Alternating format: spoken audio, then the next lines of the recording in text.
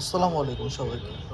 Indian visa নতুন 2026-এ medical visa আপলোডের সময় আমরা সব কিছু কমপ্লিট করার পরে দেখছি এখানে 15টা ফাইল আপলোডিং প্রসেস চলতেছে।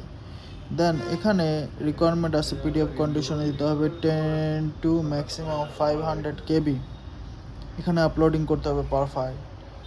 এখন প্রত্যেকটা ফাইলে আমরা যখন ডকুমেন্টেশন করতেছি দেন এখানে medical invitation, passport copy, undertaking file, ID card, passport, medical information, then salary or cash intention, certificate, all side of certificate আমরা যখন দিচ্ছি তার সাথে সাথে এখানে সব কিছু হওয়ার সাথে সাথে সব কিছু নিচ্ছে।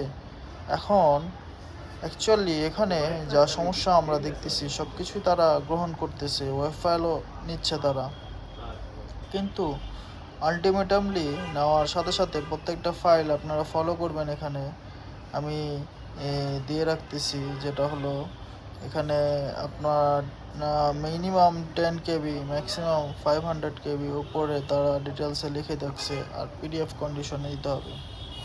সব কিছু আপলোড করতেছি আমরা 1 বাই 1, 15টা ডকুমেন্ট এখানে আপলোডিং করতে হবে। আর যেগুলো আপলোড হচ্ছে ওগুলা মেনশনস ক্লিয়ার থাকতেছে, আর যেগুলো হচ্ছে না ওগুলো আবার অটোমেটিকলি আপনার দেখাচ্ছে নট সিলেক্টেড। দেখেন সাইডের রোতে লেখা আছে প্রত্যেকটাতে not selected. Documentation size must be greater than 10 KB, সব কিছু এখানে লেখা থাকে, সাইডে মেনশনাইজ করা থাকে। কিন্তু কমপ্লিট সব কিছু হয়ে যাওয়ার পরে 15টা ফাইলই যখন আমরা কমপ্লিট করতেছি, তারপরে তারা ফাইলগুলি আপলোড হওয়ার সাথে সাথে লাস্ট মোমেন্টে এসে আমাদেরকে নানান প্রবলেমের ভিতরে তারা বাইন্ডিংস দিয়ে রাখতেছে, যেখানে আমরা সলভ আউট করতে পারতেছি না।